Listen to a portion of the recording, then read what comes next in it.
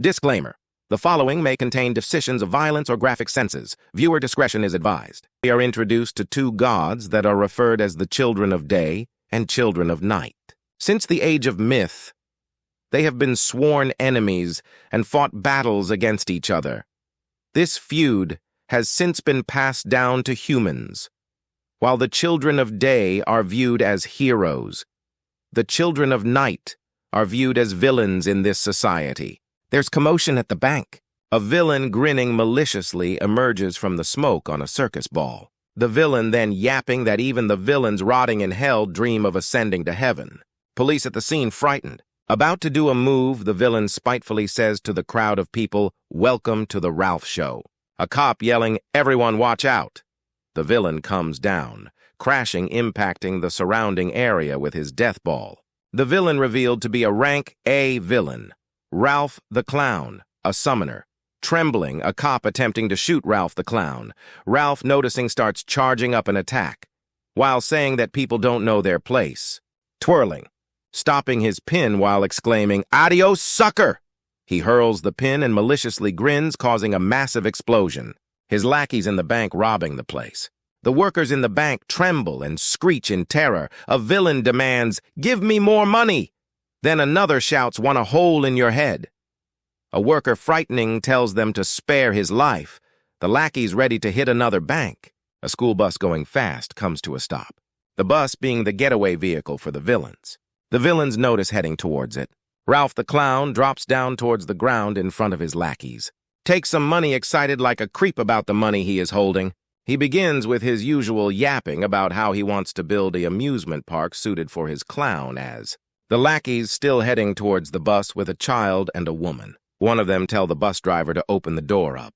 The door finally slides open. The villain mad, telling him why the bus driver took so long on opening the door. The bus driver yelling back at him that the door takes forever to open and that he is a fool. "Who is that?" The bus driver confused. "It's our hostage." "And who's the kid?" "This is the princess, the daughter of the governor." The lackeys managed to get both the wife and daughter of the governor, hoping to get a good ransom for them. The bus driver eyeing them. The governor's wife was rushed and fell to her knees, pleading to one of the lackeys to let her daughter go and that she is only a child. "Shut your mouth already." Continues to get dragged. The kid called Jessica cries out for her mom, the woman still being pulled more inside while crying out for her daughter. "Stay still, kid, or I'll spank y'all." The lackey now teasing the kid. "Let her go." The lackey's confused on who this man is. "What?" He grabs one of the lackey's face and demands to let them go. The lackey screeches. Another screamingly says, "What the hell are you doing here, you bastard?" The man turns. Once again, we are reminded that there are two kinds of people with special abilities. There are those who commit crimes, driven by their desires. They are the descendants of the child of night. People call them villains. Ralph the Clown and his goons proceeded to run towards the bus, unaware of the commotion which is going on inside the school bus. Ralph, ready to get out of there, grabs onto the bus latch to get into the bus, but then all of a sudden one of his goons comes out flying from the side of the bus window, shattering the glass on impact. Ralph becomes still and froze about what is going on. Then a mysterious man suddenly comes out of the back of the bus, dragging one of Ralph's goons by his jacket. He then proceeds to throw the goon on the floor. The lackey did not even stood a chance. He was completely knocked out. Ralph becomes flustered and tries to figure out who this mysterious man is. The man responds in a gentle and cocky way that isn't it obvious. Soon Ralph the Clown becomes terrified, realizing this isn't just a regular person, but a psyker. To be clear, a psyker is a descendant of a child of day in this world. Then it's revealed who this unknown psyker is. Rank S. He is a striker. His ability is fire. Cassian Lee also our protagonist of this world. Cassian grins, enjoying himself. It appears it is not the first time encountering Ralph, mentioning he hasn't seen him in a year.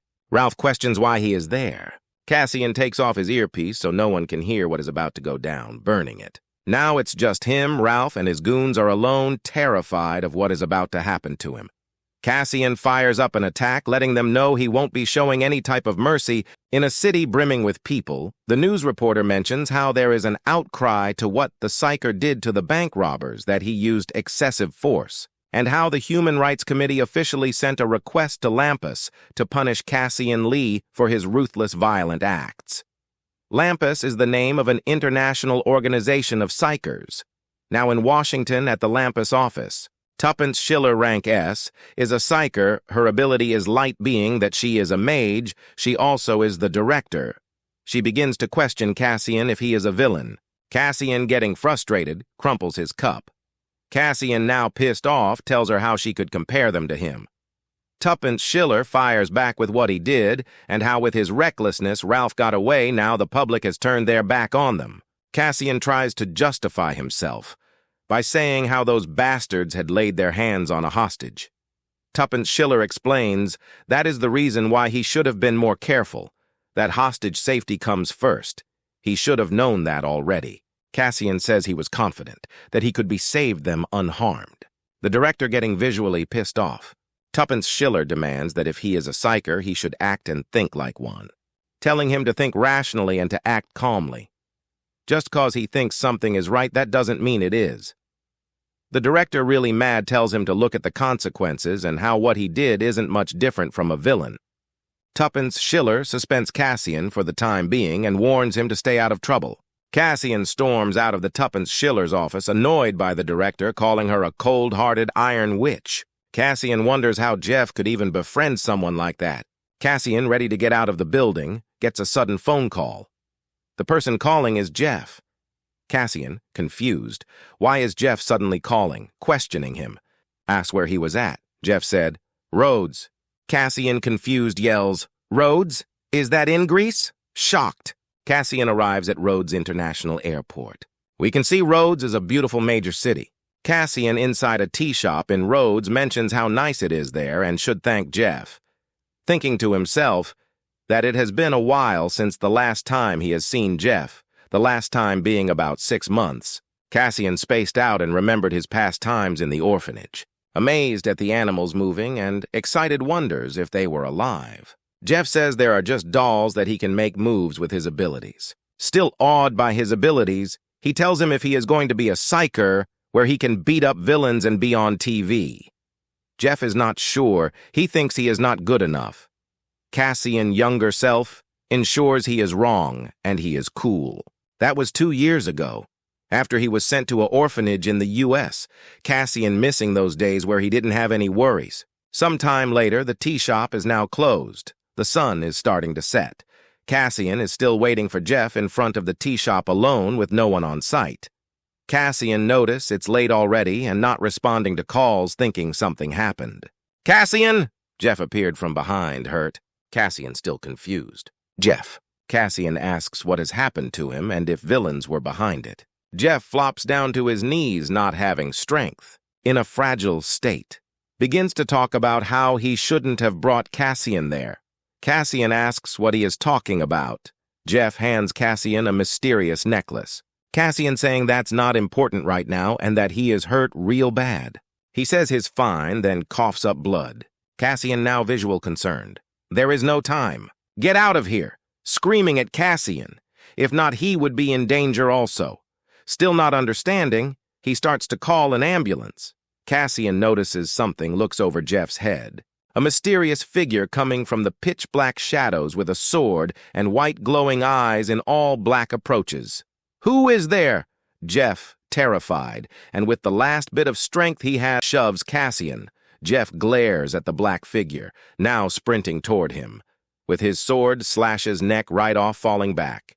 Cassian, in a state of shock, seeing his friend head detaching from his body, his head in front of Cassian on his knees, traumatized, not being able to comprehend what just happened, calling out his name. The figure dashes on top of a roof, escaping. Cassian, mad, starts to chase the person who just beheaded his friend. Cassian followed the killer to a coast of the ocean. It was dark. The moon was bright. Cassian, finally catching up to the killer, exhausted. You bastard! Did you do it for revenge, or did someone pay you to do this? Cassian, not caring what the reason it is ready to fight. begins to charge up his flames, stating he will fry him where he stands. The unknown person told Cassian that he is talking with his foul language again. Cassian shocked. "Jack?" Turns out the killer was an other psyker, a rank S. He is a knight, his ability physical, so like combat and strength. Cassian still wondering why Jack has killed Jeff, shaking with anger. Jack stating he was merely taking out a traitor. Cassian not sure what he's talking about. Another person comes behind, confirming Jeff is a traitor. The woman claiming that Jeff has killed one of them and have proof of it, even Lampus leaders know of it. It is another Pisker from Lampus. Her name is Lyra, rank S, a mage with the abilities of ice. Jack mentions that Cassian is also a suspected of treason. Questioning Cassian when was the last time he spoke to Jeff, glaring at him, and to tell them what exactly they were talking about. Cassian says Jeff was working as a psyker for more than 10 years, and he has not killed a single person. And you are saying he killed a psyker. Lyra reminding there are 2 other top-class psyker. And to not do anything rash, Jack telling Cassian you're a psyker, so act like one. And this is his last warning. Cassian smirks and says, "Yeah, you're right. I am a psyker, so I should act like one. Rational and calm." Cassian with bloodlust, now looking to kill them, starts dashing towards Jack with his hands being on flames. Jack quickly pulls out his sword with his right hand, throwing out a slash. Both face to face, Cassian lands a power blow with his right fist. Jack blocked and jumped back.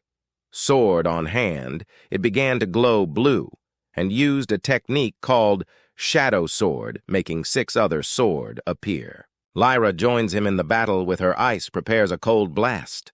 Cassian ready to take both of them on. Jack and Lyra both firing off their attack hit. Cassian taken back a little, then dashing towards, then to attack. A loud bang was heard, nearly missing Cassian's head, but hitting his torso area. Cassian in pain flops down to his knees, realizing the other psyker was a sniper.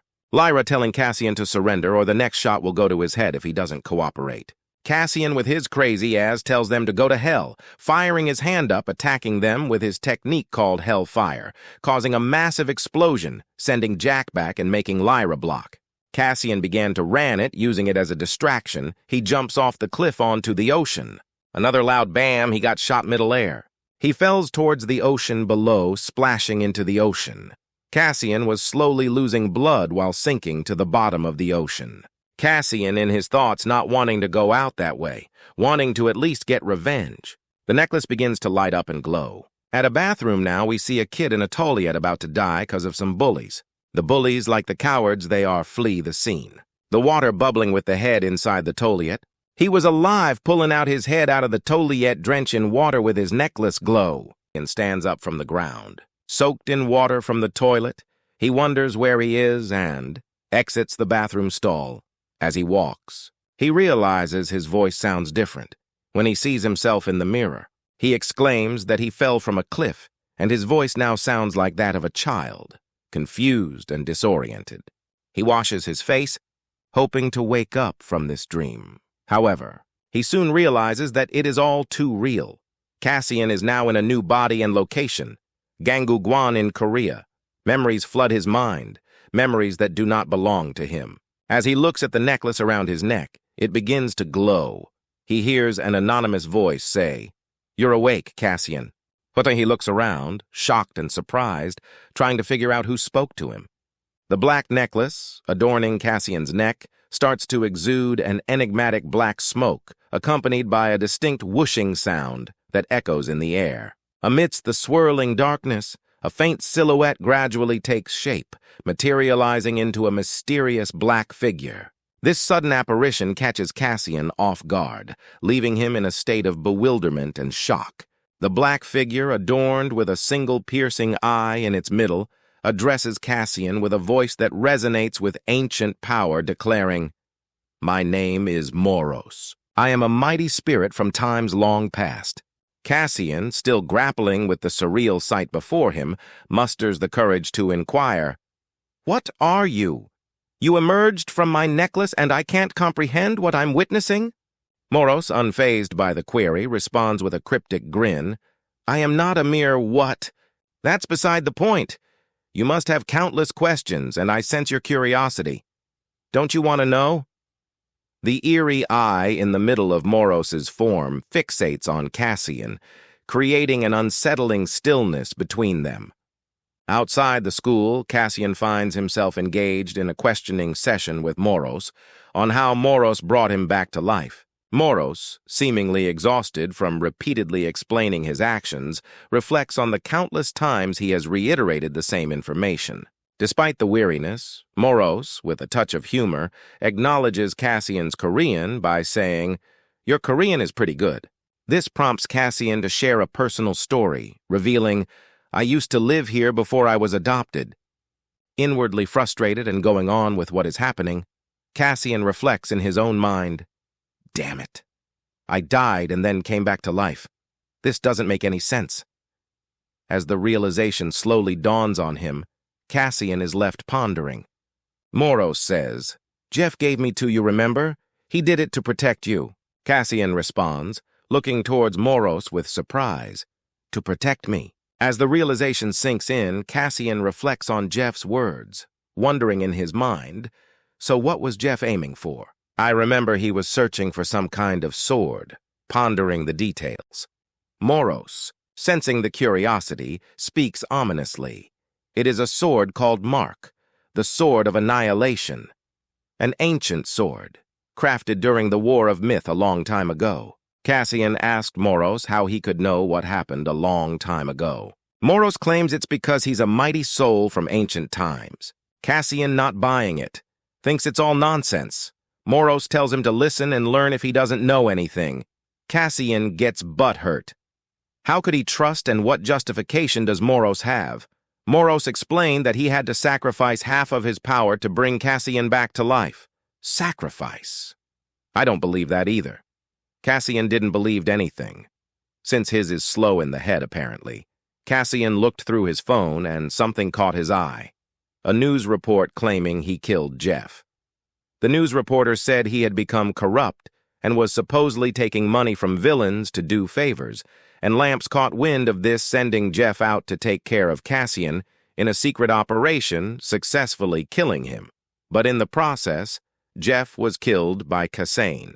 Of course, this whole story was fake and made to look like Cassian the bad guy and covering up both Cassian's and Jeff's death. Cassian was modified and furious, denying the accusations, knowing the story was manufactured. He accused others of framing him and making it look like he killed Jeff, his best friend. Cassian, in his frustration, started to transform. His eyes glowed, and there were loud flashes. He transformed into a different half-being, not sure what was happening and confused about what he had become.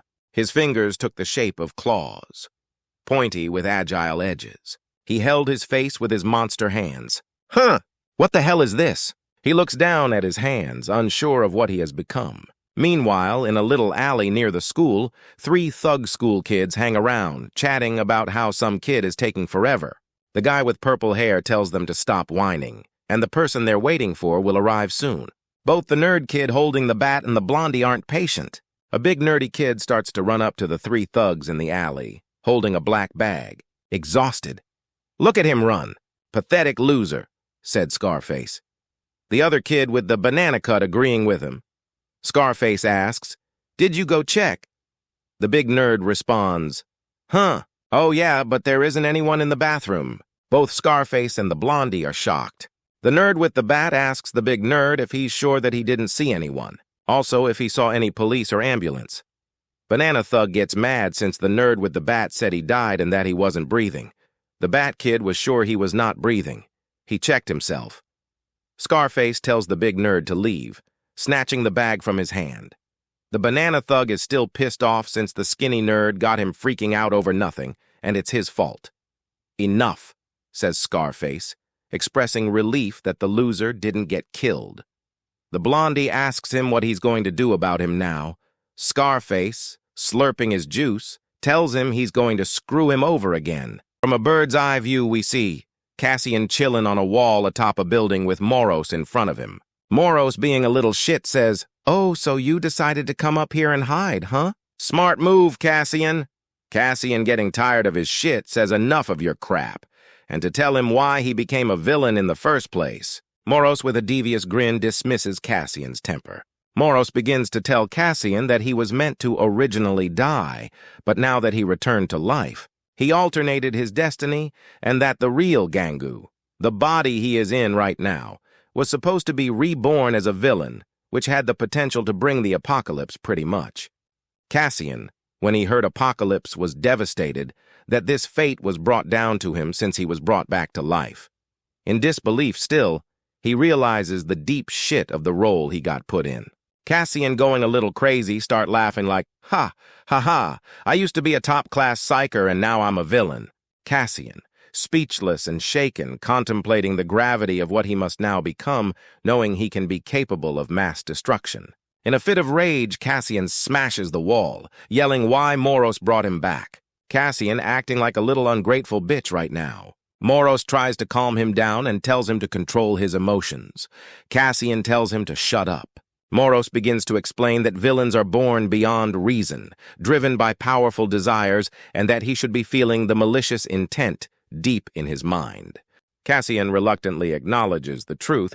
Moros ensures that he can control it for the time being, but fears that his growing rage may become uncontrollable, and not even he can do anything about it.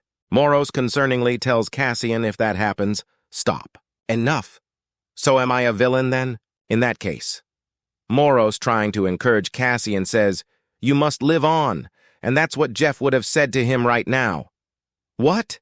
Moros reveals that before Jeff saw him again, he regretted involving Cassian into this and that he knew his death was near but didn't choose a way out of it, but instead give the last hope of survival to him. Jeff sacrificed himself, placing his last hope in Cassian's hands. Cassian, disappointed, contemplates Jeff's sacrifice. A few minutes later, I assume. Moros, mocking, says, you're calm, well done. Keep it that way. Cassian, pissed off, tells him to stop bossing him around. Moros says, oh, well, have your way if you don't want to go back to your human form. Cassian, with his sorry-ass self, finally says he will. Hey! Cassian calls out to Moros, and he gets annoyed, saying, I have a name. I'm Moros, the mighty soul. Cassian responding, just what are you? Stop bullshitting me. All that mighty soul stuff. Moros grins and says, do you want to know? Cassian pretty much says, well, no shit. Why would I ask? And also, if Moros can bring back a person back to life. Moros cuts him off, saying, you'll soon find out once you find the sword of annihilation with me. Cassian responds, huh. That again, that sword thing, the sword of annihilation. Is it linked to Jeff's death? Moros responds, yes, I am sure of it. Someone else on top of the roof yelled, hey, loser. It is Scarface and his two other goons. Look who we have here. The bastard lives. Scarface smirks like a psycho. Cut to the school building. A few girls are looking at what appears to be something amazing. Oh my, he's so hot. My God, he's even hotter in person. We hear girls mumbling and talking about how hot this dork is. I can't tell, because I'm not gay. It is trainee psyker Uchan Kim. His rank is unknown. He's a striker and his abilities are fire. His phone starts to ring, buzzing. Somebody's calling him. It's one of his colleagues. Hey, Sionbei, what's up? Oh, that? They're chattering in the background. Something appears to catch his eye. Looking out the window. I'll call you back later, ending his call. Appears that he noticed the little commotion going on top of the roof with Cassian and the thugs. The three thug kids standing in front of Cassian. Cassian just looking and chilling. Recalls that these are the kids who beat up and killed Gangu. He glances at Moros.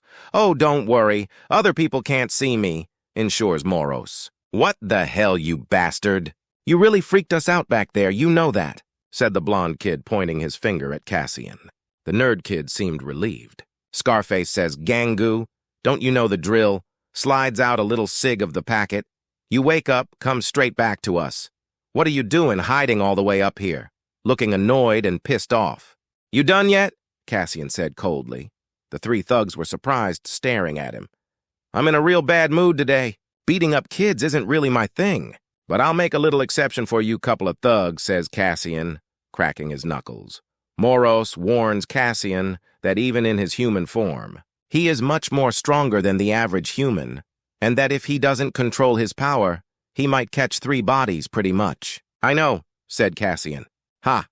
What now? Thug with the banana cut stepping toward Cassian. What are you muttering about? What has gotten into you, freak? Crazy to say when he got on that hair. Cassian just glares at him. Banana Hair glancing back at him and gets pissed off because he's not intimidating enough. What the hell are you looking at? Says as he goes to smack Cassian with his hand. As he does, he gets hit so hard. Didn't even notice. It was a clean hit with Cassian right hand. The nerdy kid with the bat and Scarface. Not sure what just happened. Cassian ready to get down with somebody else if they try him. The banana dude flopped down to the ground completely knocked out. Scarface in his head. What the hell? What did that loser just do right now? Son of a... I'll kill you, bastard, as nerdy kid with a bat starts rampaging like a furious rhino toward Cassian. Of course Cassian sees him coming with all the yelling the nerd is doing. He leaps towards the thug, blocking the bat with his bare left arm, and with his right throws a powerful jab, unfazed, spending the bat flying off the thug's hands and the thug crashing into the pavement. Scarface stunned, dropping his cig from his mouth. They're both out cold, both knocked out, said Scarface. Cassian shoots a disapproving look at Scarface. Cassian, trying that talk no jutsu, says, "Don't you feel guilty?"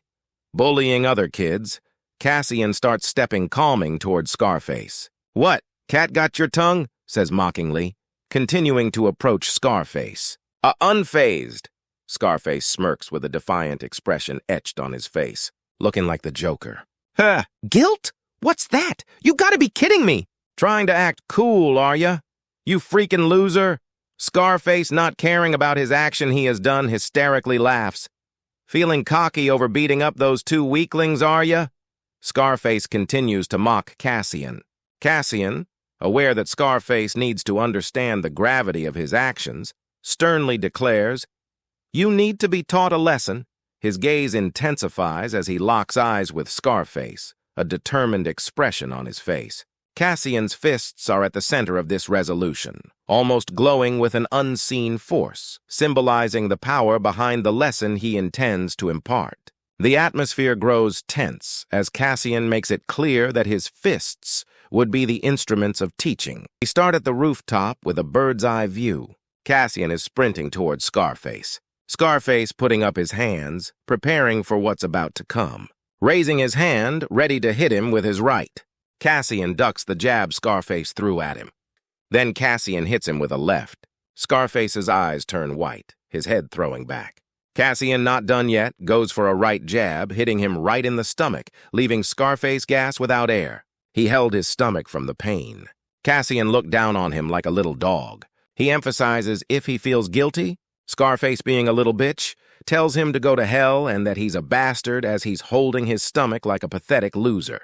Cassian realizes his lesson hasn't sunk in yet, and if he holds back, he won't get taught his lesson. He looks at him with his eyes that are sharp, daggering eyes. Scarface looking like he has a cold with a worried expression. Someone approaching says, "Don't you think he had enough?" It's U-chan, the one that saw the commotion from the other building. Scarface is in a city with a top shot of a blue car going 60 miles. Some people are talking about how a villain that goes by Buster likes to make bombs explode and likes to watch them, and that he's ridiculous for it. Also, that he snuck into Korea 2 days ago and was sighted at Godam earlier that day. It's Yu-chan's talking. He continues by saying that he's responsible for 102 deaths and injuries, and he's been busy. There is a guy chomping on a sandwich. It's Psyker B ranked Daewung Lee, he's a knight. And his main ability is physical. Daewung says close combat isn't his specialty, but making bombs is, which is a pain in the ass. He keeps on dissing the villain, mentions that he's a piece of work, and way too outrageous. As he chews his food, Yu-chan all serious says, "We must obliterate all villains. They can't control their desires or emotions. They're criminals and a danger to society." Lee tells him that he gets all serious whenever he talks about villains and he needs to chill out. Yu-chan with his iPad continues saying, "Psychers fight villains in the name of justice." Lee grins and tells Yu-chang that he will be the psycher that will fight off the villains. Trainee backed me up, he just looked at him.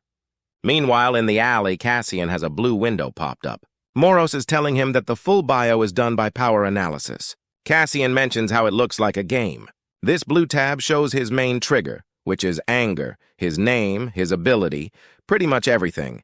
He has 2 abilities he can use right now, Slicer and Self-Heal, which Moros explains how it heals wounds fast.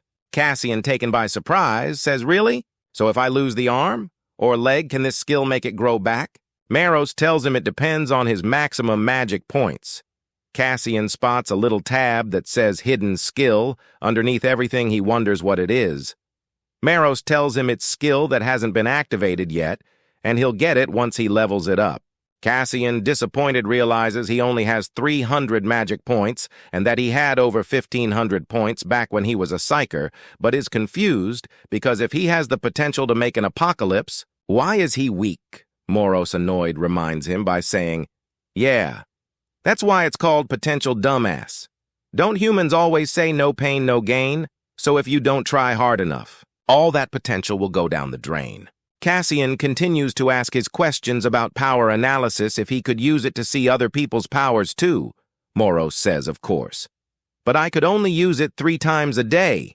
Cassian asks, "What happens if he uses it more than 3 times?" Moros already tried that with Jeff, and it could cause an overload and he'll fall asleep for half a day. Cassian looks at him, looking like his plotting tells him, half a day. Moros is a little worried. Sometime later, Moros tells him to test out his main skill first. Cassian is not sure how to do it. Cassian asks him if it's like a video game where he shouts out the name of the skill. Moros says picture what a shadow slice would look like. He throws up his hands. A giant sharp object just drags down through the floor like slice through it. Whoa, it worked. Moros shocked since it's the first time this dumbass bitch finally did something right. Something popped out of the shadow, huh? I could touch it too. It's a shadow, but it feels like a real sword. Noticing it feels pointy. Moros thought it would take him a whole day to use this skill. But no, he got it right away. He could see the potential that Jeff saw in him. Cassian poking the other thing, saying it's so solid. He could use it as a shield too. Moros says the pants. Villains can design their own outfits and weapons. Cassian already knows that, of course. But no need to rush, so I guess this will do. Moros, disappointed with the fit Cassian chose, implies that he sees fashion isn't one of his skills, and Cassian tells him to shut up since he got butthurt. A long time after the sun setting now behind the buildings. "Where are you going? It's getting dark." Moros confused. He doesn't even got a home. Cassian tells him he's going to Gangu family and his parents are gone. But his sister Liz is alive, but he lives with his sister, so I think he's going to sleep over. Moros tells him he's going to go see her. Cassian tells him he should. Gangu may be destined to become a big-time villain, but he cares deeply about his sister. Moros tells him if he feels guilty. Cassian shouting and scaring the couple, probably thinking he has problems. "Of course, didn't you say he's dead because of me?" Boom. An explosion occurred. Cassian looked to his right. It's a building erupted in flames. Smoke all around. People were running away from it, screaming for their lives. Cassian, not sure what's going on, looks at the building. The building is crumbling and rumbling. The people say it's a villain and it's all over the news. Little kids screaming. Mom just dragging them. Oh no, the villain took his mother and child. One says to call the police. Cassian, hearing that they took hostages. He quickly turns. He dashes. Moros screams. Cassian, wait. Cassian, not paying attention, man's locked in, keeps on sprinting towards the building. Moros catches up, telling him how it's not just some punks, it's a villain and they're beyond human. Moros says you were once a psyker, so you ought to know it's forbidden for villains to attack their own kind. Cassian, realizing he's right unless you have a good reason to attack. That is an old grudge or unresolved business. Now that he's a villain, it won't be any good to messing around with other villains. He would end up making an enemy out of all of them before even getting a chance to take revenge on Lampas. Cassian stops himself in front of the building. Takes a look at it, then say so be it. Cassian wants all the smoke. Moros was shocked. Not sure why he is shocked, it's the kind of dumb shit he would do. Cassian proceeds to go in the building. Moros still trying to stop. Cassian, if you're gonna do this because you used to be a psyker, Cassian shuts Moros up by saying this has nothing to do with that. They took hostages, a mom and child, that's why he's so pissed. He can't turn a blind eye to this. He got too much empathy as he looks at Moros. Moros has a flashback. He has a hot temper. People think he's out of control, Jeff talking to Moros.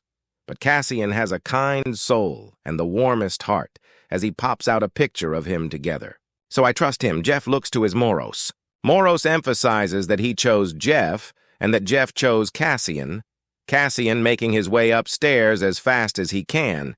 If Jeff insists, then Moros is on Cassian's side. Moros tells him to transform and that he has his full support. In a building engulfed in flames, toys scattered around, broken and glass shattered. We hear people talking. Please, please don't do this. It was the two hostages that Cassian heard about, tied up with some individual squatting in front. Somebody was playing with what seemed to be a bomb. They're there now. Please don't cry. A sadistic man. The two trembled in fear. I only want us to have fun together, so don't you cry. Say cheese. Give me a big old smile, would y'all? Just like mine. It was Blaster. The villain that everyone was talking about, he's ranked C. His main skill is Burning Romaner. His class is Fire. Meanwhile, in the gas station, it is Daewong's sick-ass car. Yu-chan just chilling, leaning on the car. He looks at his arm, remembering the fight and how he got hurt on his arm. He says, it's true. I let my guard down, but still. Shit. I shouldn't even get hurt like that. I don't even know his name. His phone starts to buzz. He picks it up. Yu-chan here. Yu-chan is told some important news and gets astounded. Daewong just talking to his bitch. Sorry, babe. I'll make it up to you next time, okay? I promise you're the best. I'll call you later. Love you. Yu-chan is still on the call. He went to the toilet, but he's back now, talking to a person on the phone. Have you ever seen such a thing? Fireworks exploding in a rainbow of colors in pitch-black sky? No, responds the little boy. He is petrified. Oh dear, you've never witnessed such splendor. How tragic is that? Creep ass. But don't be too sad, sport. He grabs his cheek. 'Cause I'm gonna show you something even more resplendent. He looks at his soul. The kid looks like he about to shit himself. The devil himself looking ass. Your beloved mommy's flesh and blood. The sicko strapped the bombs to the kid's mom. Crazy-ass maniac. Bursting into pieces together with the fireworks. How marvelous. The kid was bawling his eyes out. The man was enjoying it so much, man. He was feeling sexual. Oh, how exciting. How thrilling. I can't wait to see. Now, how shall we start with her arms? No. Shall we start with her legs? Jesus, look at this sicko. Damn. But we'll save her head as a souvenir so her chest and neck will be last. Guy gets cut off by a loud boom. All of them look to the ceiling. The psycho looked with a malicious grin. It must seem we have a guest. How lovely. Man, trap the whole staircase. Don't be shy. Come out and play. Powering up some charge with his hand. Gladly responds Cassian, bursting into the window behind him. Dashes towards him.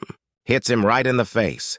Catching him by surprise. Sending him flying. He's a plane. He was airborne for a whole night. Looking like he got taken out in one hit. He turns, looking at the hostages. Moros ensuring him that they're fine. Cassian bomb, yelled out Moros. A bomb was strapped around Cassian's chest somehow. The bomb began to activate. Both the hostages and Moros freaked out, sprinting as fast as he could, trying to run away from them as far as possible. Silence. Kaboom! Ah! What was that, an explosion? Where are the cops? The psychers. The people below yelled their concerns. I don't know why the hell they're still there, looking towards the explosion. We hear someone coughing. Building's a disaster. Smoke all around. Crumble. Building had pretty much been dusted. Blaster standing finally up from his flight. He chuckled. He didn't even knocked, grinning sadistically. I don't know who that was, wiping his face. But he's incredibly rude. Such a party pooper. I could have welcomed him with a more splendid display of fireworks. Such a pity he's gone so soon. But no matter. He looks at the two hostages he still has, charging up his left hand. Another bomb, I think. I can still get my fill from you. The main attraction begins to power up.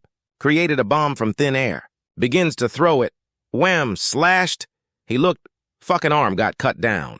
Straight like that, man, holy shit. Bomb fell with his arm falling towards the ground. He held his arm like that would change anything. All was heard were bloody curdling screams like a dying animal. Someone sprinted towards him. Who else could it be but Cassian? Back from the dead. Snatches him. Slams him in the ground. Badass Cassie with the crazy-ass move blaster still trying to charge that lil bomb. Cassie grabs his hand. Oh no, you don't. Once bitten, twice shy, you bastard. He grabs his hand with his left hand. He's about to sock him with his right. Son of a... Doesn't even get to finish his sentence. Smack right in the face. We can hear pounding and bashing echoing through the building. Bam, bam, bam, pow, pow, bam, slam. More! More! More! Screamed out Cassian with bloodlust. Moro yelled out Cassian. Moros yelled Cassian! Once more.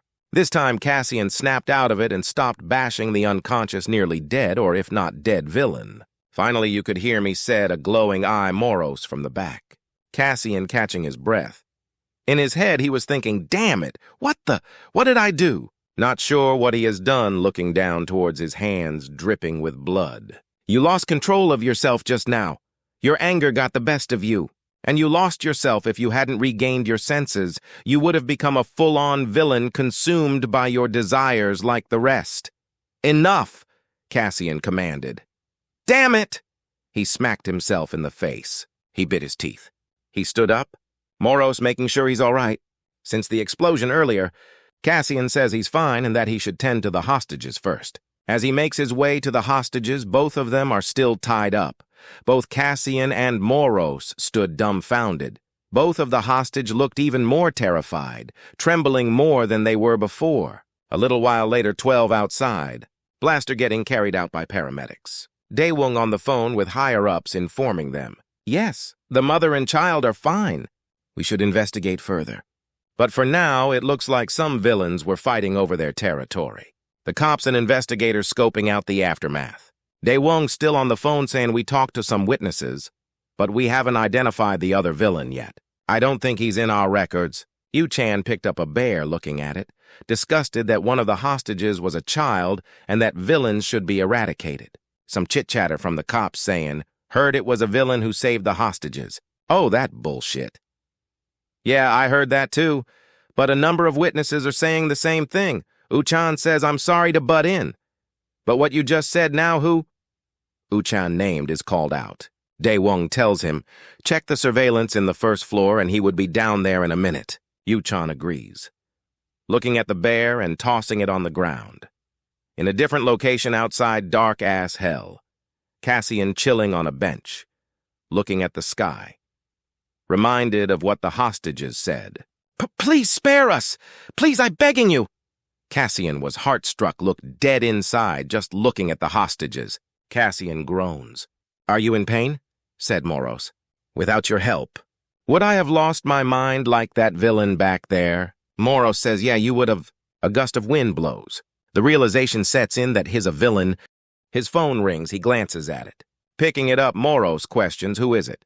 Cassian lets him know it's Gangu's sister. She's saying dinner is ready, so he should come home and eat. Moros asks if he is going to his home. He just staring at the phone, his stomach grumbles. Back at the building, in an office, Daewon is visibly frustrated. Who in the world is this guy? All of them in the room are surprised by what they're seeing. It is surveillance footage of Cassian untying the two hostages. Daewon tries to comprehend if he actually seeing this happen. Daewon thinks it is a prank. Yu-chan just looks at him. He isn't even sure what is going on. In a different building, room 701, pretty sure it's Gangu's home. Cassian, standing in front of a table. He pulls a note that is attached to an umbrella-looking thing. Reading, heat up the soup before you eat it. There's some food in the fridge, too, so help yourself. Ending with your cutest sister in the world. Cassian has a flashback of the orphanage, where he was late for his dinner since he lost track of time. The caretaker said there is no dinner for tardy kids walking away. Cassian young self feeling down. Someone hands Cassian a piece of bread. It's Jeff. He says to make sure she doesn't catch you eating this. Proceed to bite into the bread. Back to Cassian present self, he is just looking with no expression. The food looks immaculate. Cassian is seated, looking sad-ass hell sitting alone. He starts eating. He mentions that it's good, and it's been so long since he had a meal someone made for him, and continues eating. It's a bright, sunny morning. There is an alarm going off, beeping annoyingly. Cassian barely opens his eyes. He is just lying on the bed, looking like he woke up from a nightmare or something. He continues to stare at the ceiling, just thinking to himself. At the restroom, Cassian is brushing his teeth. He still mentions that he's not his real self, and that he still somewhat can't believe that he has to live as someone else. While looking at himself in the mirror, he thought he would feel better in the morning, but he was wrong. And if he could, he wishes he could turn back time, for some reason. Moros appears saying good morning to Cassian. Cassian sighs with a little temper, says, "What's so good about it?" He is now getting ready to head outside, putting on some shoes. As he reaches for the door handle, someone from behind him says, "Off to school? It's Gangu's sister." Continues saying, "You should say bye to your sister Gangu." Getting a little upset. Her actual name is Yuri Guan, which I will be saying from now on instead of Gangu's sister. Cassian in his head is freaking out, thinking it's awkward seeing her. Well, responding to Yuri if he ate breakfast. In Cassian's head, he's debating whether or not he should tell her that he's not her real brother. Yuri says, "Oh, right," as she reaches for something. She hands him a debit card, saying that it was the debit card he has been asking for and that she put an allowance in the account not to waste it. Cassian is confused on why she gave him a card. All of a sudden, when he takes the card, memories from Gangu begin to flood in and remember what happened prior. It's Gangu speaking with Yuri. Gangu timidly asks if he could get an advance on next month's allowance. Yuri says it hasn't been even a month since his last monthly allowance. Gangu says, "Well, yeah, but..." Gangu remembers how the couple of thugs told him to lend them some money, pretty much robbing him. But since he is a little bitch, he says that he lost his wallet. Yuri says, "Okay, anything for her brother." Gangu says, "Thank you." Relieved, she said yes. That's when she says that she will make him a debit card. Gangu doesn't even know what a debit card is confused. Back to the present day. Now knows why he got a debit card, says thanks to Yuri, still feeling awkward calling her that name, and that he won't waste it. Yuri says, "Okay, see you." When Cassian is about to leave again, she yells, "Wait," telling him that he looks kind of different, causing Cassian to flinch thinking he got caught. But she goes on to say, "Oh, it's your hair," and that he looks so much better, and that she told him to trim it, but Gangu never listened. She wonders what made him change his mind. Still not knowing it's not Gangu, Cassian kept playing along saying he just brushed it a little, and that's all. Yuri, making fun of him, taunts him by saying, "Oh, you have a girlfriend now?" Cassian waves his hand, walking towards an elevator getting out of there. At the front of a school, people talking and hanging around in a classroom. The students are all worried and stunned, looking towards someone, talking about somebody who got hurt and just chatting. It's one of the thugs, Cassian, beat up on the rooftop. Blondie is on this phone looking irritated. Finally snapping, says, glares at a group of students, making them turn away, and proceeds to scream at everybody saying, "What are they looking at?" Everyone turns away shaking. Blonde boy blames Cassian for why everyone is talking about him. He gets grabbed by someone on the shoulder, making him turn back. It is Cassian, blonde boy, who looked like he shit himself. With a cold expression, Cassian said, "Where's my seat?" "The blonde boy isn't so tough now, man." Cassian got his bitch ass sweating and stressing. Blondie points towards a seat, stuttering like, "Ha-ha, oh, over there." Cassian walks towards his seat, leaving Blondie shivering. Cassian throws his backpack on the desk and sits looking cool as hell. Moros appears looking back at the Blondie, saying that he is drilling his eyes into the back of Cassian's head. The blonde boy calls him a bastard in his head since he is a little bitch and won't say it to his face. Moros overhears chatter about how a villain attack that happened in some kid's neighborhood. Cassian also overhears this conversation. The kids continue by saying, I was there, dude. I saw it for real. Villains were fighting and shit. It was totally bonkers. The two others were amazed. Moro says, "Oh, I think they're talking about you." Cassian is no longer interested and continues to look through the phone. The three kids now talking about how there's a serial killer from a while back and that a high school girl was killed, making one uneasy, saying he saw it on the news where it said her limbs were taken and his blood was drained. They agree it was the work of a villain. One of them hearing it was a villain named Driver, catching Cassian's attention once more. Both of the kids were amazed to hear this revelation. One of them added that the ruler of the Vill Zone in Gadam. The Vill Zone is pretty much an area controlled by villains. Cassian questions if there was a Vill Zone in Gadam. They're still talking about how Driver did it for an experiment he was doing. The kids freaking each other out, wishing villains would drop dead. A little while later, seems to be outside of school or a different location. Somebody laughing saying you got beat up by some loser. It's Scarface and his buddy named Daegu. Scarface says enough to stop laughing and getting irritated. His buddy keeps on egging him on says the guy who got beaten up by some wimp. Scarface tells him he is out of line for saying that, pissed off. Dog playing with him says it was just a joke, putting out his cigar, saying if he wants to get him back, with some crusty-ass lips, buddy don't drink water. Scarface hands him an envelope, saying yeah, and he needs payback. It should be enough with what he got in that envelope. Nerb with the glasses observing thinking to himself, Daegu has been friends with Scarface since childhood, but he doesn't want to get involved with him, since he is bad news. Daegu is happy as hell with the money he got. He puts his arm around Scarface's neck, saying, "What are friends for? Friends look out for each other and tell him which part of the wimp he wants him to break, or if he wants him to kill him." Looking like a crazy-ass maniac. It's a sunny day with a loud school bell ringing. The school hallway is packed with people chattering. Cassian is walking and someone approaches saying if he got a second. It's Yu Chan. He says that he doesn't know his name, but how is the cut that he gave him the other day? Cassian points to his cut and says, "It's healing." Moros gets hit with a revelation. We see what happened prior. Cassian in a restroom stall tapes a bandage to his face where he got cut. Moros questions him why he needs a bandage if he's already healed.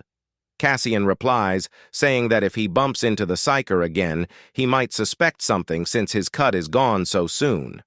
Moros thinks Cassian is pretty smart to come with that up. Cassian asks what he wants and if he's going to charge him for the bandage or something. Some individual is spying.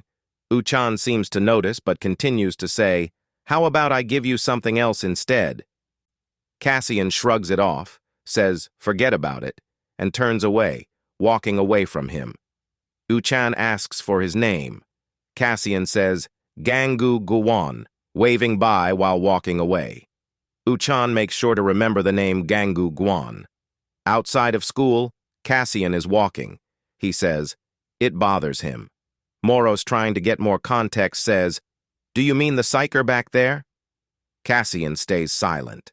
Cassian being silent makes Moros think he's right on the money. Cassian talks about how Uchan Kim is a flame user, that he is tall, good-looking, gets good grades, and is pretty much a model student. Uchan seems to be a promising psyker with his heart in the right place. Moros weirded out by all the glazing going on. Cassian says that's what he's read about him in the internet. Moros goes along with the glaze saying he's Mr. Perfect, then says, "What about it? Are you jealous of him?" Cassian responds saying the top-class psyker he looks up to is Cassian Lee, flame user, just like him. Oros gets hit with a realization. "Oh, so you're his role model, aren't you?" Cassian wonders if he's so talented. Why would he go to a school for ordinary school kids? Something catches Moros's big-ass eye. Two people peeking around a wall. Seems to be a nerd and the blonde boy. Moros thinks to himself that brats are so persistent. The two kids are on call. The person on the call wants to know what is going on. The blonde kid staring tells the person, "They're watching close. They'll keep up in touch." Back at the school, Scarface and his buddies, Daegu is trying to find out what they said through the call. Scarface says that they're still following the sucker, and that the blondie is finally doing his part, huh? Daegu, as he flicks his cigarette, says they should get going. They say, let's go walking out like the Avengers. A different location. Around tall brick buildings and factories in an alley. Cassian is stepping. The blonde boy says, damn it, that bastard, why would he come to this area? Knowing that the area he is going to is a Vill Zone. Hey! Someone yelled from the back, startling the thug. Blonde boy started hyperventilating, then said, damn you, you scared me. The nerd boy looked startled, but not as bad as the blonde one. Daegu screams back, saying, what did you just say to me? Look at this ugly-ass face. Blondie said that's not what he meant. Scarface tells him, where is he at? Reaching his hand, pointing, stuttering over his words, says, oh, over there. He turned his head to realize no one was there. One of them sarcastically said, right, look at all those people there. Blonde boy was sure of himself that he was just right there a moment ago. Nerd boy screamed out he went around the corner. They all said to hurry up before they lose him. Blonde yelling at them, trying to warn them that it's a Vill Zone. Man's losing his shit, but either way continues to go with them. Going deeper in the Vill Zone, the group are now walking. Daegu says, where'd he go? They came up on a dead end. Scarface turns back saying, you sure he came this way? Nerd not sure anymore. Daegu starts walking up to Nerd Boy, irritated, saying, what the hell? Are you kidding me? As he kicks him right on the leg, making him drop a little. Thinking they are playing a joke on him or something, someone from behind Nerd Boy says, you looking for me? All of them looked surprised, even though they were just looking at that direction. Cassian, wanting all the smokes, tells them, he's right here. A camera starts to operate, overlooking the situation. Looks to be controlled by someone. It's Cassian on a monitor. There is music playing in the background. Seems to be a studio. Got a whole lot of monitors around. Somebody with a screwdriver tapping with it. Driver. The supposed serial killer we heard about from the students. He grins, happy to have guessed. At the abandoned buildings, Cassian is facing off with the group of thugs. The thugs laugh at him, saying that he doesn't even look surprised to see them there, and that he has some balls for a nobody, pretty much just talking shit. Daegu tells Cassian that he messed with his homie. Scarface staying quiet, looking ashamed. Cassian just stared, looking cold as hell. Daegu talks as he is walking towards Cassian, saying, huh, get a load of this prick, telling him what he is looking at, and that he's about to count to 3. If he doesn't get on his knee, something bad will happen. Looks like big scary man is frustrated, reminds me of my gay English teacher, when someone eats in class. He starts counting. Cassian just stares blankly. He says 2, growing more veins in his face. He finally says 3, but nothing happens. Cassian standing unfazed by the highest level of counting this dumb-ass chum did. Nerd Kid and Blondie are surprised while Daegu is pissed off. He screams out, you bastard! He somehow teleported right in front of Cassian, telling him if he has a death wish. Cassian says, you're a lousy-ass fighter, aren't you? Can't even see homie's eyes. He might just commit a homicide. Daegu says, what? But as soon as that word came out, 2 of Cassian's fingers went directly toward Daegu's eyes, stabbing him. In pain, Daegu held his face, screaming out, ah, my eyes! Cassian grabs Daegu's hair and slams his head to the cement wall, leaving him toothless. Man chipped out his tooth. Silver tooth-looking ass. Scarface and Blondie are baffled. Daegu didn't even last 3 seconds that he counted. Face planted to the pavement, body looking lifeless. Cassian says you don't stick your face out like that to an enemy. Loser. Cassian looking mad tough right now. Daegu's little guard dog says, why you little? He bites his teeth and doesn't even finish his sentence. As he starts dashing at Cassian, calling him a son of a bitch. He swings, trying to grab him. Cassian easily dodged the behemoth of a human. Goes for a left jab. Missing. With Cassian swiftly moving towards the back of him. Burley noticing. Turns around, and then gets kicked right in the leg, making him unbalanced, thumbling his big ass to the ground. Cassian says he was planning on going easy on him, but says since they're just kids, they need to be taught a lesson. Buddy's terrified seeing Cassian leg right in front of him. Stomps him right in the face, man screams like a dying dog, then turns looking at the other little thugs, says, "Are y'all gonna come at me?" Someone from the back says, "You bastard." Cassian is taken aback. It's Daegu still strangling around. He calls Cassian a dead man, as he is still grabbing his face. Cassian thinks he went too soft on him. Daegu starts to adjust his arms to his fighting style. Apparently, his high school placed second in the national Muay Thai competition. Scarface grinning for some reason, getting all excited, since Daegu now is using his Muay Thai, saying he's dead now. Both of these wannabe gangsters are shocked too. Cassian just standing, unfazed as usual, holding it down, looking at him. As he stares at him, a flashback occurs. There are people in the boxing gym, doing their workouts and stuff. Pow pow. There's a black guy boxing a white guy. I think it's Cassian. The black guy's name is John Clouds. He's a psyker, rank C+. A striker. Main ability is physical, so he's strong. Some dude's in the back commentating saying, "Go easy, dude. You might kill him." One of the other guys says, "Well, he's having fun." Chuckling. Someone approaching from the side says, "What are they doing?" Blonde Slickback says, "Jack?" Mentions if he just got there and why is he late. This is the same guy that helped to kill Cassian before. Jack restates his statement saying, "Well, I said, what are they doing?" Blonde Slickback says, "John's training a newbie," chuckling. Jack continues to observe. John's throwing hands like crazy while Cassian is blocking. Jack says, "Why isn't he wearing any protective gear?" Blonde Slickback says, "Huh," chuckles again. "That rookie there said he didn't need anything." Jack says, "Not him," and that he's talking about John. Both of them turn saying, "What?" Jack explains that Cassian Lee is the youngest PCTA graduate on record and top of his class.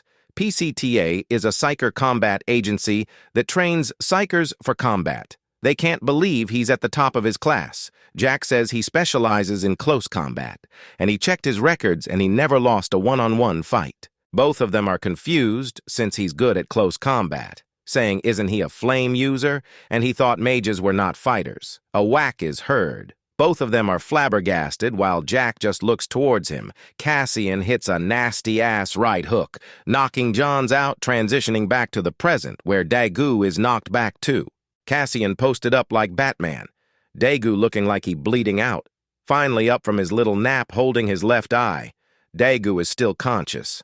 Wiping his mouth, Cassian grabs his face. In his head says, "Worthless scumbags and that the punks like him run wild because they don't know their place in the world.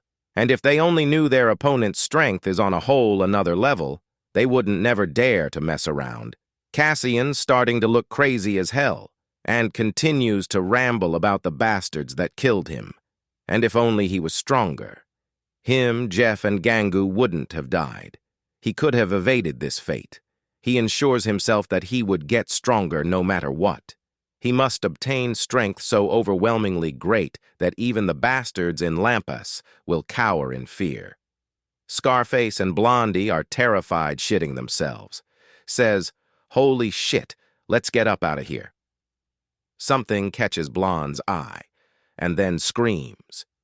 Cassian turns. The guy who the people were talking about appears. The guy is standing on a hovering screwdriver. We get a proper introduction to the guy with a title card. It's Driver, a rank B+ villain. He's an engineer and he specializes in machinery. "Driver," yelled out the thug, with the appearance of Driver causing fear. The thugs ran away, knowing they would be screwed. Even Daegu started running, saying to wait for him. Cassian glared at Driver. Driver continued grinning. Moros called out, "Cassian." Cassian lost in thought. So that's Driver.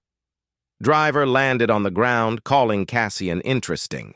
He put the screwdriver on top of his shoulder while saying that he came to the rescue because he thought Cassian was in trouble, but saw it the other way around. Cassian said, I never asked for your help. Driver chuckled. Driver calls him out on why he is acting so stiff, and if he knows who he is. Cassian says, "You're Driver." Driver continues to say, "You already know who I am." But you're not scared, and it hurts his pride. While he charges up his weapon thing, causing purple energy to spaz out, the front of the weapon begins to light purple. Looks like he is charging up and attack. Cassian looks at the weapon dead on, not moving. Driver states that he stepped into the Vill Zone. And surely you saw this coming, did you not? A blast is about to go off, then poof, a flower came out. Driver says, "You liked that, got you, didn't I? I was messing with you." Cassian looking lost and disappointed. Driver continues on saying, "But that was just a taste of what could happen if you try me, you cocky little punk." Cassian is still disappointed. He proceeds to walk away. Driver says, "Hey, where are you going?" Cassian says he is going home, and he continues to walk away. Now Driver looks like the one lost. Wondering if he just got ignored, Cassian is walking through an alley with Moros. Moros tells Cassian that was a close call back there, and that his level right now, that villain Driver's too strong for Cassian to fight. I guess his magic powers are. Cassian walks away from Moros, not saying a word. A gust of wind hits Moros. Cassian ran towards a wall to catch some air or something. Moros says, "That freaked you out, huh? And if we're to train hard from now on, one day he'll definitely..." Moros gets cut off from the little speech he is telling. Cassian tells Moros to use power analysis and get some information on Driver. Moros says, What? Cassian elaborates that it is the perfect chance to fight someone strong. His hands on the wall start to crackle and start emitting blue light. He says it's the best training he knows. He has blue lighting buzzing around him now. A real battle between their life and death. Moros looks uneasy. Cassian, looking like he came straight out of a mental hospital, says, "I can't possibly let such a perfect opportunity go to waste." Back to where Driver is at. Driver is kicking the air, trying to recreate the kick Cassian did. Talking to himself, is it like this? That guy's movements, he is really something. Just who is he? And he didn't even get scared after seeing me. Driver, walking about unaware of someone dashing at him from the back. He suddenly notices turning. It's Cassian, suspended in the air, going in to attack Driver. Driver looking befuddled. Cassian hit him with his right claw hand. Driver blocked the hit with both of his arms, but pushed him back from the hit. Driver still blocking no time to think Cassian already jumping and dashing towards him. Cassian on timing, wasting no time. Cassian throws out Shadow Slicer with his left arm. Driver evades the attack by jumping up. Driver is in the air looking down towards Cassian. Cassian says he was right to think he's not just an average villain. Looking a little worried, Driver starts to fall down, then pulls out a little glowing screwdriver, twirling it on his hand. The little screwdriver turned big since it's his summon weapon. Moros tells Cassian to watch out, 'cause of the summoned weapon he has. While Driver begins to charge up the massive screwdriver, he says, "That was a close call. You know that." Looking all serious. The end, emitting light, growing brighter, I assumed stronger too. He says, "An eye for an eye," as he's about to unleash the attack. Cassian looking stressed out, panicking. Driver grinning with the bright-ass light of the weapon emitting. A big-ass beam shot straight towards Cassian, looking like a direct hit. By the way, it's called Driver Beam. Causing a massive explosion, it sounds like kaboom. Looks like the northern lights with how much light there is in this panel. The big blast was heard by 3 individuals. A woman with a crow, a guy that's blindfolded, and a guy who got a black star face tat. Driver's cannon finally was powering off, still glowing a lil. Cassian covered himself with a shield he made. He doesn't have even a scratch. Prior to the fight, Moros is telling Cassian Driver's magic points are over 1,000. Cassian continues to look at Driver's bio. Moros says, "Are you even listening to me?" Cassian, still ignoring Moros. Warnings says, "This should be fun." Back to the present, Moros starts to question Cassian's confidence in winning. Driver gives him props, saying, "Not bad, kiddo." He starts transforming the big cannon back to a screwdriver hammer, grabbing it. "Maybe I shouldn't have helped back," he says. He starts to descend towards the ground, fast as hell, going directly for Cassian, who is down below. Cassian noticed dashes and jumped away from it, nearly evading the big-ass hit. Cassian is still in the air. Driver takes the opportunity to catch him lacking, dashing at him. Driver continuously swings the screwdriver hammer, but Cassian dodges everything that is thrown at him. Driver started to get frustrated, saying no way he could see through all the moves. He was wondering who he was fighting. Driver was puzzled how a kid as skilled as this was not made aware of before. As Cassian evades another attack, going crazy, Driver starts to connect the dots, saying, maybe this is the one who beat Blaster, as he goes in for another swing. Cassian, ready to counter back, gets his claw ready and then grabs the hammer, both clashing at the same time. Driver is surprised by the move. The screwdriver starts to crack. A loud beep starts going off. It's Driver's eyes, which are glowing red. A big-ass laser shot through his eyes. Cassian quickly ducks, kicks him in his leg, causing Driver to fall. Driver trying to save himself from the fall. Then says out loud, "What are you, a fighting machine?" Cassian, wasting no time, sprinting at him. Driver, managing to not hit the ground, jumps back to get some distance. He points his left arm, which is emitting purple lighting, making the machine hand shoot out, going directly toward Cassian. But then Cassian starts to power up his own attack. Cassian, sending a force field of darkness or something, crashing with the gauntlet. Cassian, making Driver shocked and distracted a little bit.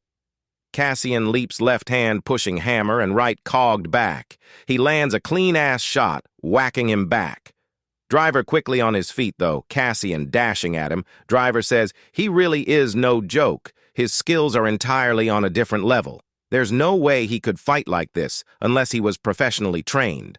Some other people are heard saying, "There you are, what you doing, ding-dongs?"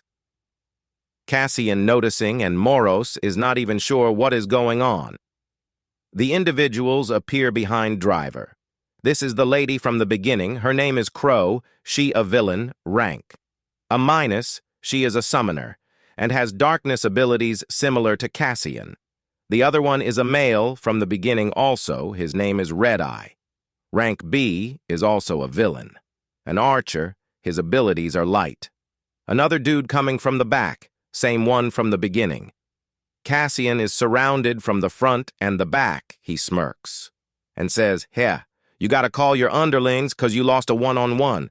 Crow's is lost. Is that true, boss?" Driver grins. "Get your facts straight, kid. I was losing so far." Crow says, "So you really lost?" I said, "I was losing so far." Startat says, "In his head, lost. Boss lost to a little cocky bitch like that? No way." Driver says, "Why did you attack me all of a sudden?" Cassian responds saying, "He wanted to fight someone that is strong. Plus, he's the one who's been slaughtering people for no reason. He can't let scumbags like him run wild." Driver's standing there with no clue what he's talking about. He says, "Slaughtering people for no reason, you mean that serial killer everyone's talking about?" Crow says, "If you were the serial killer, I wouldn't blame him even if he took your head for a price." Other guy stays silent. Driver responds, saying, "Are you saying that I'm that killer?" Crow says, "You are," chuckling. Driver says it's unfair and he shouldn't believe such nonsense. Startat in the back grunting and stuff. Who does he really think he is? Why is he acting all high and mighty in front of the boss? I can't wait to knock the living days out of him, says as clutches his fist. Driver says he'll get straight to facts and that he isn't the killer that Cassian is looking for. Well, Cassian says, "Can you prove it?" Driver says no. Cassian says, "Then you could still be the kill, not able to finish his sentence cause of a sudden lightheadedness." Looking uneasy as he held his head, Startat tells himself, "Now's my chance, that little bitch." Starface came flying at Cassian from the back with 2 iron fists, make that 4, called it the Death Gauntlet towards Cassian. The Death Gauntlet smashed the ground, rubble went flying around. Cassian was nowhere in sight. Cassian evaded the attack and appeared next to him saying, "I expected this would come from this filthy villain." Starface not backing down, he tried to come back with a right hit with his big-ass fist. Cassian, with a snap of a finger, vanished, underneath charging up that right, smacking him straight in the jaw. While saying his fist should be enough for scum like him, Crow and Red Eye just watching it go down, Driver looking over there like he is enjoying it. That hit straight to the jaw sent Starface flies towards the other three. Driver says serves him right. It's like he's going against his own people. Starface looking completely knocked out. Red Eye went to check up on him. Red Eye thought there was like no way he beat the third strongest villain in the Vill Zone, looking a little bit worried. Moros tries to figure out if Cassian is okay, cause Cassian is over here waddling. Driver tells him that he feels lightheaded and dizzy using his quest-looking visor to examine him, saying that's cause you use too much of your magic power too fast, especially considering you maxed out at 300 magic points. Both Crow and Red Eye are astounded that he only has 300 magic points, since that's D level. Red Eye lost for words how a mere level D could cause Shitface over there get knocked out with a single blow since he is a level B. Driver says it's no surprise. It's rare, but a level B can beat a level A. It happens sometimes. And that magic points don't always decide the winner, since his power is way beyond expectation as wild as his reaction speed, let alone his unusual combat ability that is far superior for his level. Driver starts talking in his head about how Cassian level doesn't do him justice, and if he were a robot, he could perfectly optimize him to a high-end machine. He opens a compartment. In his tool within is a yellow glowing gem. He shows it to Cassian, asking him if he knows what it is. Cassian thinks to himself, "A magic stone? A magic stone is a crystallized form of magic power." Driver explains that villains can raise their maximum magic points through intense training and also by consuming magic stones. He tosses the stone to Cassian. Driver demands him to swallow it. Cassian questions his motive for why he gave him the magic stone. Driver tells him, "I want to offer you a deal," smiling. Cassian quickly denies it, saying no thanks. Driver starts talking about how he can't stand false accusations, and he wants that serial killer to be caught by Cassian, and that the magic stone gifted him is to seal the deal. Whether he takes it or not, it's up to him. To Cassian, it sounds like Driver is telling him he really isn't the killer. Driver says, "'Cause I'm not." "I am innocent." Cassian asks, "Why wouldn't he go after the killer himself?" Driver says everyone has their own reasons, creating a moment of silence between Cassian and Driver, both looking at each other. A while later, Cassian is walking down the street, looking at the stone, thinking if he should swallow it. Moros gives an explanation about how there are two different types of magic stones. One is naturally formed, which is the blue one. The other is an artificial magic stone, which is the yellow one. But the difference in quality between the two is like night and day. Moros pities that it's not an actual true magic stone, but it should still raise his magic points. Cassian assures Moros he already knows that. Moros mentions that he must take the magic stone in his villain form. Cassian continues inspecting the stone. The stone in his hand is now in his villain form on top of a roof. Questions one more last time, saying, "Are you sure this is real?" Moros confirms. Cassian preparing to take the stone as he goes in to eat it. He mentions how Jeff used to get on his ass all the time about staying away from junk food as he swallows it. Nothing seemed to happen. He says he doesn't feel anything and wonders why nothing's happened. Moros tells him to wait a little longer. It suddenly hits him. A big rumble starts to occur. Flashing lights starts to emit out of him. What the hell? Shadows and lights and crazy shit happening going around him. Moros explains to not panic and to stay calm, as a big flash is reflected onto Moros. Rumbling is continuously heard coming from Cassian. A big crackle looking like he going Super Saiyan bangs are heard. A big beam of yellow light is blasted towards the sky. Finally, all calming down. Cassian could feel that his magic power is stronger now. Bright yellow beam is seen from the top of the building. All the lights left him speechless. He can't believe how a small magic stone makes him feel so powerful. He says he can now relate to the villains who freak out when they get their hands on them, since it's an easy way to get magic points instead of having to put time into training. Cassian tells Moros to run the power analysis and check the bio for him. What? 350. Magic points? Cassian, mad as hell. It was only 50 points he got from the stone, saying why were there all those flashes and stuff for some measly points. Moros looked dumbfounded, thinking to himself, what do you mean just 50 points? And that even if the magic stone he took was the highest quality, the best he could hope for was 5 to 10 points.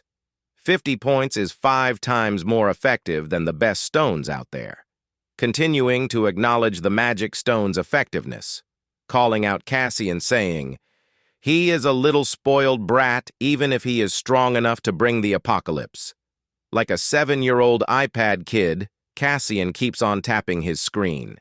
He notices a new hidden skill called Magic Distraction. Cassian not sure on what to make of the skill. Moros says, just as the name suggests, you extract magic stones from weapons imbued with magic power. Even legendary weapons with true magic stones can also be extracted. Cassian is scratching his head in disappointment since he is looking for a different hidden skill. Calling the hidden skill, he got useless. Triggering Moros, useless? You are the only one who has the ability that can extract magic stones, meaning you can get as many as you want. Cassian says, that's what he's talking about. The point is, where could he find them? The magic weapons, at a different location inside a donut shop. Lee ecstatic is holding a long golden sword. He says, finally it's mine, oh my baby, behold the northern light, even its name is to behold, swinging it around, showing it off to Yu-chan. He urges Yu-chan to say something about it. Yu-chan calls it a fine sword. Lee is not satisfied with the lame compliment, asking him if that is all he has to say about it. He starts giving out details no one cares about, saying, it's built with the highest and best quality magic stones, calling the sword the creme de la creme, whatever that means. Yu-chan says, anyways, did you look into the guy who fought Blaster last time? Lee said, heh, look at you changing the subject, picking up a plain-ass donut. Well, I'm looking into everything in our database, but couldn't find anything, and it's probably just some rookie who just turned into a villain. Yu-chan asks Lee if it may be an outer. An outer is an unregistered psyker. Lee doesn't think so because of his appearance, looking like a straight villain, and says they shouldn't be wasting any time on a small fry like him. Some fangirls notice them. Lee questions if he has heard about the serial killer, and that the Gadam special unit is on high alert because of that bastard. Yu-chan replies, isn't Driver the killer? 'Cause I heard. He's the prime suspect. Lee remarks, it's not him, shaking it off. Yu-chan is confused, asking, how are you so sure? Lee explains that he is sure he would go for some new high-end sports cars or electronics, but he's far from a killer. Yu-chan insists that Driver is a villain and could never know what he is capable of. Sipping on his coffee, Lee tells him the killings have been gruesome, so it's most likely the killer is a villain. But do you think villains are the only ones who could do something like that? And that the killer could be anyone, it could even be a totally ordinary person. He thinks about Cassian saving the woman. Lee mentions Yu-chan's sister, who is a model, and if she's in high school right now. Yu-chan says, he put a curfew on her and it should be all good. Lee thinks it's best to play safe until they catch the killer. Yu-chan is lost in thought. At another location, it's a building called Ace Studio. Inside of it, a guy with a camera is taking pictures of 2 females who are here modeling, the modeling session coming to an end. Outside of the building now, one of the girls in the modeling session is in front of the building, on her phone checking the time. She is disappointed that it's 7 already, saying she wanted to stop by a stationery store before she came back home, but it's too late. Turns out it is. Chan's little sister, her name is Nayoon Kim, she's a school freshman. The other girl who was in the modeling session is also there, just stepping out. Kim notices her, she looking a little bit anxious and worried.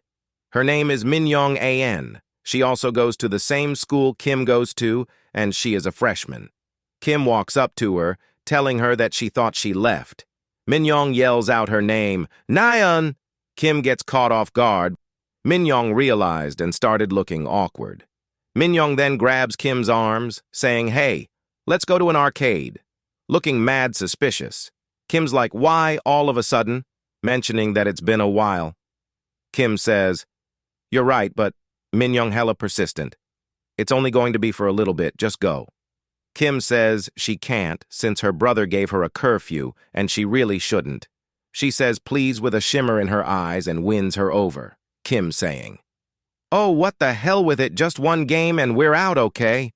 Minyoung replies saying, Sure. Unknown to them, a figure is watching as they walk away. That is all for today. I hope the new people who came across the channel liked the recap. By the way, these ones I do every time I do 5 recaps and combine them. And for the OGS, thanks for staying, and soon we about to make it big. I should have the new recap by Sunday, or sooner. I will let you guys know in the community tab thing. Stay on the grind, my people. See you all later. Now for the little recorded bit. If we can get the amount of likes shown here, I will upload next episode as soon as I can. Please leave any feedback on the comments below. So with that, I want to say, thanks for watching. Hoped you enjoyed. See you guys later.